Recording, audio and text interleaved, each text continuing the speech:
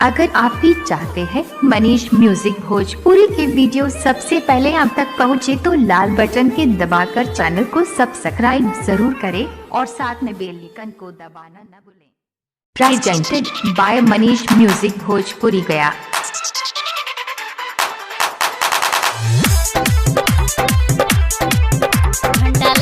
Recording by Manish music Bhojpuri Gaya.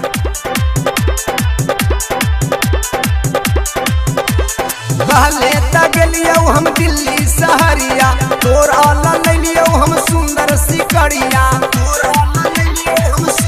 पहले तगलियो हम दिल्ली सहरिया, सोनवा के ले लियो हम तोहर सिकड़िया। ताबो तू न खड़ा दिखावा है, नहीं से जिया पर मजा दिखावा है। खाली रात भर लइका पियावा है, नहीं से जिया पर मजा दिखावा है। खाली रात भर लइका पियावा है,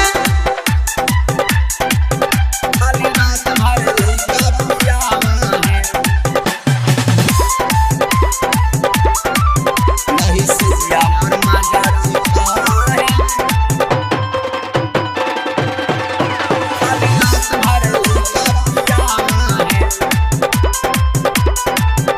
Mixed by Manish Sharma. घरवा से दिन भर रहा है बहारवा, सुबह से कार के निकल है सिंगरवा। घरवा से दिन भर रहा है बहारवा, सुबह से कार के निकल है सिंगरवा। तोरा से दिन कैसे कटतौ गुजरिया, साटे न दहेज हमरा पजरिया। तोरा से दिन कैसे कटतौ गुजरिया, साटे न दहेज हमरा पजरिया। शीशा में रूपवा सजावा है, नहीं से जिया पर मजा सिखावा है। खाली रात भर लइका पियावा है, नहीं से जिया पर मजा सिखावा है। खाली रात भर लइका पियावा है।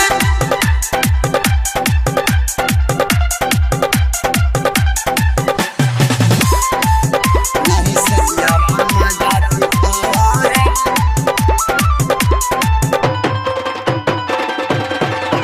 खाली रात भर लइका पियावा है। Mixed by Manish Sharma. मरदा के को पैसा कहियो ना लगावा है, दौड़ के हमेशा सीधा नाथ के बुलावा है।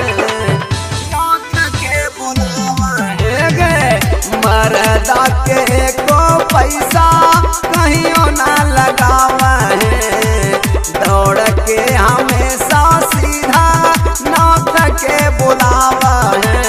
घंटा के बरबर कर है जिक्रिया, अपन कमला न हो तोर फिक्रिया।